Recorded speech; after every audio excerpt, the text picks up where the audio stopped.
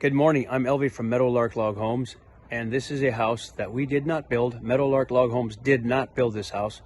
We think it was built in the 1970s or 1980s. We don't know for sure, but we were asked to come and take a look inside to varnish the inside. We would do a cleaning, sanding a bit, and varnishing. So I'm going to get before and after, and I got to get a bid to this lady and then see if they want us to do this, and then we'll have a before and after video. Let's take a look inside. I don't. It might say right in here though, but I don't.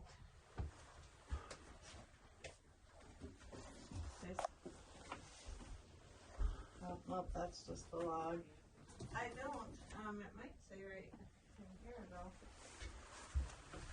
but I don't. We have to chink. After the varnish, we have to chink that. So the first process would be to lightly sand, I believe, the surface. They've never been sanded. Lightly with hand sanding, and then cleaning the house with rags and water, shop vacs, and then probably hand brushing everything. And then chinking, or the caulking, would go between all the joints. We'll see if we're going to be doing interior joints or just the exterior walls.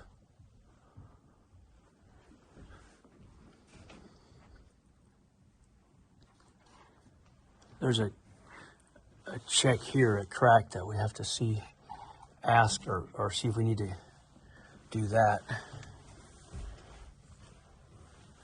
The seams that we definitely would recommend getting chinked are everything that goes out from the inside out. So like the seam along there and here and then right there. So every of these, one of these rafters would need to be chinked. Hi Jake, I'm Elvie. Oh, I know Elvie. I'm Jay. I Jay. used to work with Bart, stapling. Oh, hey Jay, yes sir, your beard's longer. Yep. All right, it's nice to see you again. Yeah, good to see you. So we're taking video for our own use to go back and get a bid for Karen. And so taking some video of how it looks, some of the joints, and to see how extensively she wants us to do this. I recommend chinking every seam on the, goes from the outside, from the inside to the out. And then if she wants to do more, we could do more inside checks, but that's at least the basics would be to seal off every seam that goes out. And so I have to take a good look at it because there's a lot of different options we could do with it. There's not a lot of chinking up here that we can do because there's very little exposure to the outside, like this log here. The top of the log and the bottom of the, where the paneling gets to it, we would recommend chinking and caulking around that beam and down there. So that goes out. And the only other thing that goes out would be like the front around the beam and down. There's no point in doing these because they don't go outside. You can't even get to them. But the bathroom here, we chink around that and then down there. So it just the correct term is actually caulking, but we say chinking because the chinking product, but chinking usually is referred to 2 inches or bigger, like a big bead, like a fat caulk. But ours is normally the size of my finger, small bead for the seams because they're kind of tight. And that's what actually should be called caulking, but we just call it chinking. So along there, this is all done by a hand gun. Pull the trigger by hand and put it all on my hand and smooth it out so to seal off. So again, down there, the top of it, maybe the bottom, and around there and down the post and right there along that log there. So just a little bathroom. Also right there in the valley, we want to go right along there and along the bottom to try to seal that off, and right there and down, because that goes to the outside roof right there, those joints right there. So I recommend every seam that we can that goes out. I'm gonna have a peek into this closet because maybe we can get in there. And let's see, there's no light in here. But back in there, there's some logs that come down that go outside. So we try to get the lumber ceiling this way and the logs that go out that way. So every place we can get to, we want to do. If we get behind there, but I don't think we can. So we can't really caulk there. There's no point. But if we get inside, we could. So, all right, that should do it for this view up here. I'll go downstairs and have a better look around the corners. This kind of thing can get kind of expensive if you have to do every single joint. So we have to give options to see if it's affordable or how much they want us to do. So obviously every joint that goes outside needs to be caulked. And these are not as tight as a Meadowlark Log Home would be. Like, for example, if you look at this, my hand goes in there. The joints are not tight at all. And these kind of houses are pretty drafty, and also lots of flies and bugs normally. I don't know what, they didn't say what if they get flies, but my assumption would be they have probably a lot of insects coming in. But I think we can chink around here and down there and try to get in behind these places like that.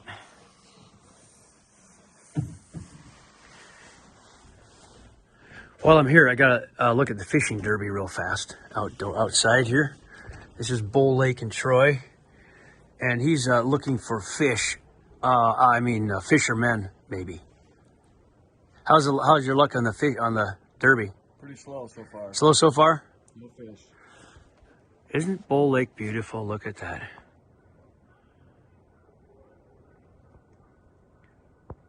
There are a bunch of them out there.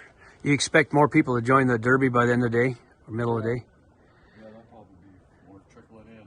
This is kind of early in the morning, but outside, she wants to talk to us about doing this later. Obviously, in the wintertime, we can't do that outside. It has to be during the warm weather. It's not too bad a shape, but it does need a stain on the outside. We'll come back to that later. And this is just the inside treatment. So we're looking at chinking in behind here as much as we can reach behind every window without taking these off, which would be kind of a pain because there's screws that, have to be, it would just be a lot of extra expense to take it off. We could, but I think we can just chink around all of that. And then on the top of it,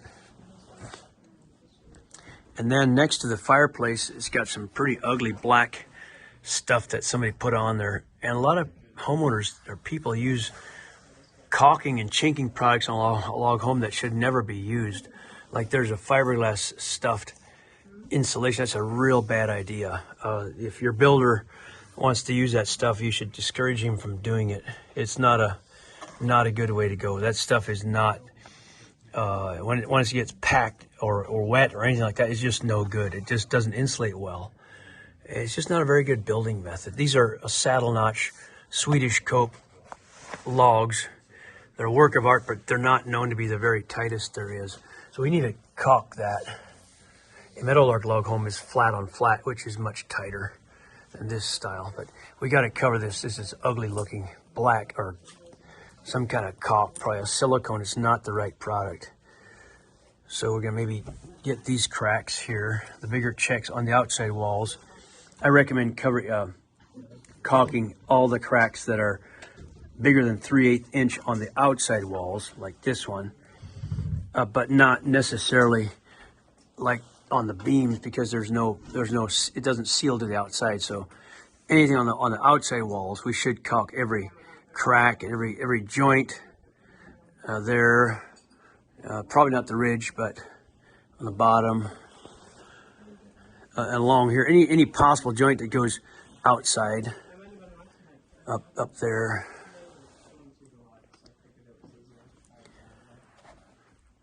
That would probably be a good one, Matthew, like to caulk these because they potentially go out.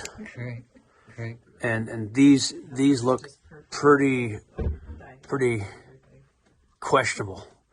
Those logs we could see on the outside whether they stick out or not, but they would look a lot better if they were caulked around there, even if they don't go all the way out. There's potential for beetles and air to come in through there. But again, this fiberglass insulation, if you're thinking about building a house like that, we highly recommend you don't do that, because it's not a good product to be stuffing in anything. It's when you compress fiberglass, the insulation value goes to, I'm not going to say 0, but pretty close. It's not very good. You have to use a gasket or something that's better. This is just not really the best way to build a log house, and that's my opinion, but other people have different opinions. But there are just so many air gaps in between. There's a V cut here, and there's just a lot of air space in every joint for air to get through and beetles to make nests in there. It's saddle notch full scribe is a work of art, and that's about, in my opinion, about where it ends. But right there needs caulking. In behind the cabinets, we're going to try to stick our gun back in there. It's kind of a long, narrow gun, a handgun, to caulk that if we can. Same back here. There it gets really tight. We'll do that window. We'll do that. And a little short caulking right there. So we'll get everything we can to seal all that off. But the other problem is behind this wall, this frame wall, there's all that uncaulked logs that flies get in. They'll just get through. So there's only so much we can do here because the kitchen's all walled off. All right, let me get in the bathroom over here. So we'll have to ask the owner, does she want us to caulk the interior cracks that are on these walls for aesthetic purposes only? Like around there, it's not necessary for sealing it, but does she want us to caulk that part? The house is definitely a good house. It'll be much better once we get done with caulking it. So we'll try to seal there as best we can. Around there, there's not much we can do in there. It's just too tight to get in there. This looks really bad here. Probably should do that in this big crack here. Huge crack. It's not a structural problem. It's not a problem at all that way. It's just that can have a hole that goes through to the outside. So that needs to be completely filled. Or I recommend that this is completely filled, because air will travel the length of this crack all the way over to here and get in here if you don't seal the whole thing off at least to here. So let's move into the next. Is there another room back here, a bedroom? Nothing to see there. Can we get in there? Yeah, you can get in. Okay. All right, storeroom looks like our bedroom. We can access a lot of this, and that corner there is really bad. They're really cracky. So we get like those joints are pretty awful. It would make it look a lot nicer. Yes. And so again, I would start with, if she wants us to, I really would like to do at least the outside walls of light sanding, or the wall of the logs what we can reach, that you can touch with your hand. The ceiling's not very high here, but to lightly sand everything, not white, because that would be very extensive, because we have to take all the furniture off, everything off the walls, and pile it in the middle and cover it with plastic, and then lightly sand everything, and then basically wash the entire house down with pails of soapy water and rags. Wash it down, get it super clean, and then hand brush all the walls and the ceilings of the log walls. I recommend we don't touch the frame walls, because it's a whole other level of varnish, and it's kind of old yellow oil base. It's not very pretty, but I mean, it's nice. It's a nice house, but it's kind of has aged and yellowed on you. So our product is not oil base. You want to stay away from water base and oil base, latex based varnishes and finishes, because they say water based. That's not quite true. They're actually petroleum based. So we use only plant based Timber Pro products, because there's no petroleum whatsoever. They'll never yellow because they're plant based. They're safe, non-toxic, and they don't turn yellow or age you like that, or a lot less yellow. Same with the exterior product is also Timber Pro. And so even though the product that you want to use says water-based, latex-based, whatever, the clear varnish, it's not. It is still oil-based. It's still petroleum-based. And so we don't use any petroleum-based products whatsoever. If they want us to use it, we won't do the job. We refuse. So here's a little area we can get. All right, that should do it for this. And we'll go get a bid together for Karen and see if she wants us to do it. And This is Matthew. He'll be doing the job if she approves our bid or different options that we can do. So Meadowlark Log Homes does a lot of refinishing of our homes and other homes. Not a lot of refinishing, but varnishing, and some refinishing and chinking of other houses. And so thank you for letting us in here, young lady. And you have a successful derby out there, and you and your hubbies. So, all right, thank you. No problem. I'd like to chink these here so it kind of matches the end of the purlins there. That makes sense. There are certain interior ones we should chink, I think, for looks, and to just see how much of that she wants us to do. But yeah, that's a good. This for sure coming in the front door on both sides of those, I think would just make it look a lot better. But maybe everything up high wouldn't have to be. It would add a lot to it if we had to chink around everything there and the cracks. So we'll see if she wants us to maybe skip the ceiling and then just do the ones that down low where he's like this joint here. It would make it look a lot nicer. Everything along there. Anything else you want to say before we head out of here, Matthew? Elvie, to match the cracks, the chinking will be twice as wide as we normally do it. I know. Just so it matches what's already there. We'll have to go with a wide bead.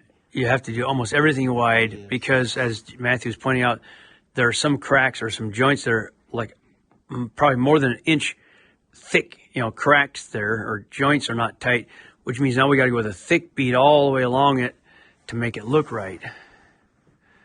Whereas normally we're used to doing about a ½ inch, maybe 3/4 inch bead at the max of the widest of a meadowlark, seam or the way you do joints. Anything else? No. I think we got it. All right, we'll go and give her a bid and see if she wants us to do the work.